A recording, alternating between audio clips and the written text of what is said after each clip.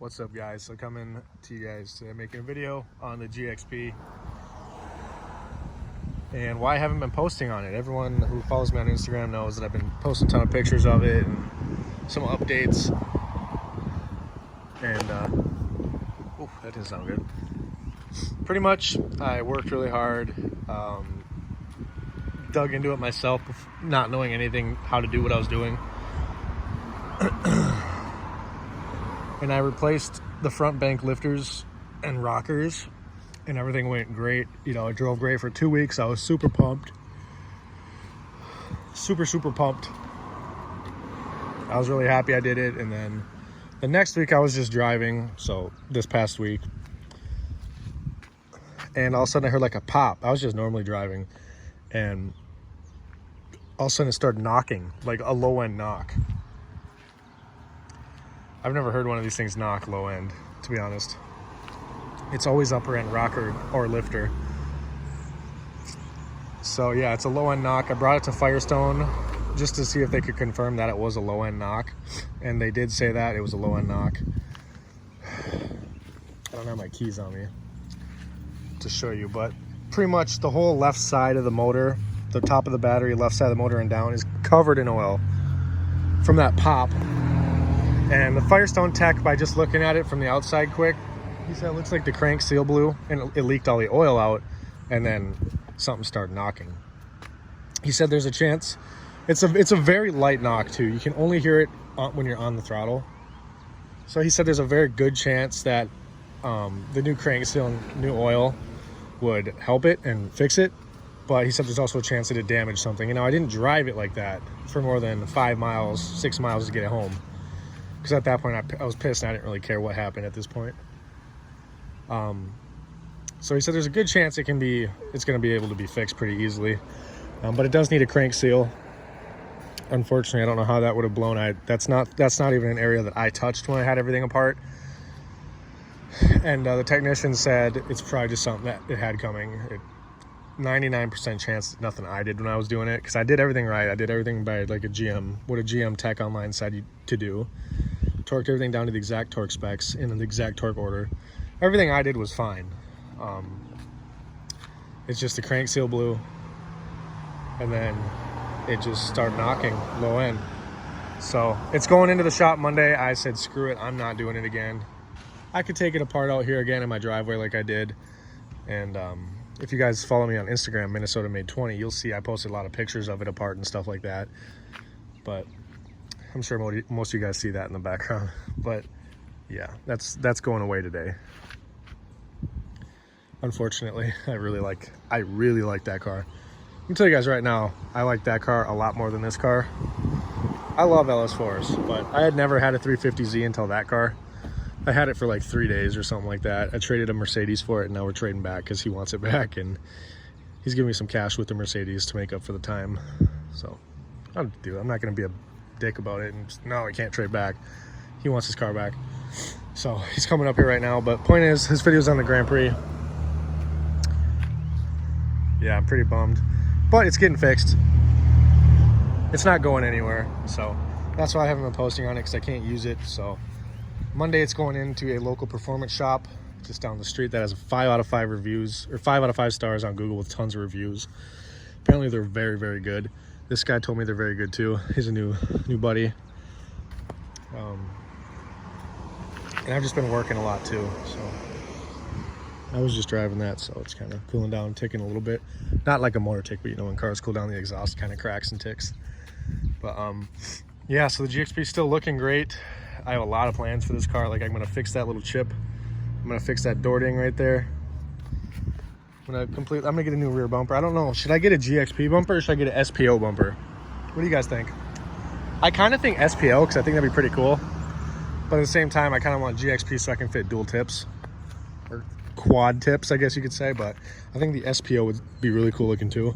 And there's a few local ones for sale. They are both, one of them is just the SPO rear bumper, and the other one is you have to buy it with the front bumper. And I don't want the front bumper. I like the GXP bumper. But I could always swap it out, or like, say, I don't know, for the winter, run the SPO front bumper.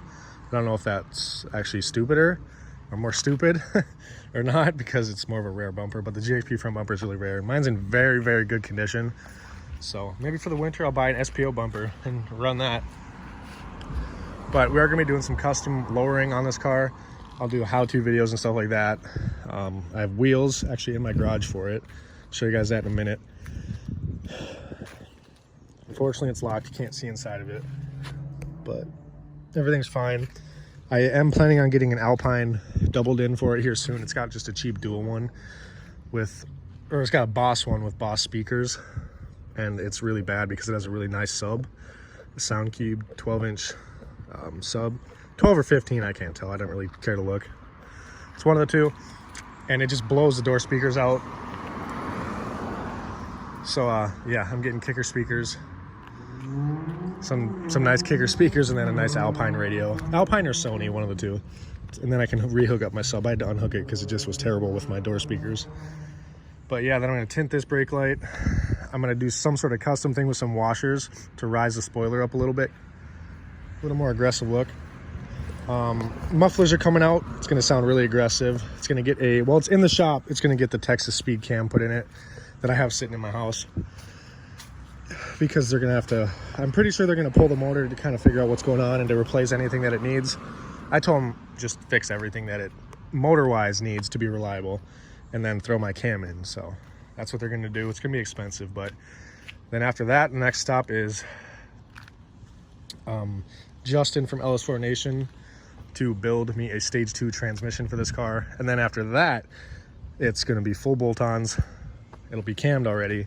I'm not doing nitrous. I don't really care for that. So after full bolt-ons, run it like that for a little bit, all motor, and then we're going to go boost. So with the car tuning turbo kit, you guys already know that. And then I don't know if I'm going to do different headlights. I kind of like these stock headlights with, I got LED headlights that just showed up in the mail yesterday for it. Or HIDs, my bad, to match my fogs. So I might just do that so I have some bright lights for a while and get some new taillights. But yeah, that's kind of the update. Pretty much the whole look of this car is going to be changing over the next probably 2-3 months throughout the summer. And a lot of videos will be coming on it. Everything I do, I'll make a video on it. So don't think I'm not going to post on it. It's just been down. Here's one of the spark plugs for it. So when I did, obviously, the lifters and stuff like that, I did new spark plugs all around, front and rear. I did new valve cover gaskets, front and rear, intake manifold gaskets, exhaust gaskets, head gasket on the front side. And yeah, I'm just waiting for a rear bank lifter to go bad to tear that apart. I just didn't feel like doing it. It's been like 95 and humid, so I don't really want to do that because nothing in the rear bank's bad. It's just, now it's lower, so we'll see what happened. It still runs and drives perfectly fine. Like, engine light doesn't flash, nothing like that. It runs and drives perfectly normal. There's just a light little low end knock. So we'll see what that is, if it's just contact from no oil being in there. I haven't driven it since, obviously. I'm not going to hurt the motor, but I did my little overlay there. Thanks to Randy Wade. He was over. He had a black GXP, or he has it. He was over. We did some work to his, and he gave me that. Yeah, so what do you guys think I should do this? Obviously tint is coming. It looks like it's a little bit tinted, but it's actually not. It's just the rear windows tinted. So yeah, that's what's coming. Got the little Z here. Someone rattle canned it and all that and kind of ruined the paint. But yeah, it's been really fun to drive. And I'm pretty sure this car is faster than this car. Stock for stock. This is stock, this is stock. And I don't know, the Z feels like it's got some more pull to it. But obviously it's a sports car. This is not. This is just a family sedan with a V8. But yeah, so that's what's going on. I blacked out the grills, lower grill, my little custom stripe down there. And the wheels that are going on it are 19 by 8.5s. They're Koenig Integrams. And then I did a little custom rear, like, black diffuser piece, just paint. The V8 badge, the old school V8 badge, and then yeah, I'll show you guys the wheels in another video. They're in there. You can just look up. They're pretty hard to find. They're Koenig Integrams, 19 by 8.5s. They're satin black. So yeah, they're pretty cool wheels. They're going on this thing, and it's gonna look really good once I lower it. So yeah, that's just my little update, my 10-minute update, guys. Like, comment, subscribe. A lot of stuff coming soon, like I said. Updates as this thing goes into the shop, because like I said, I'm not going to deal with bottom end right now. I don't want to do that. If it was upper end, I'd go for it, but not right now.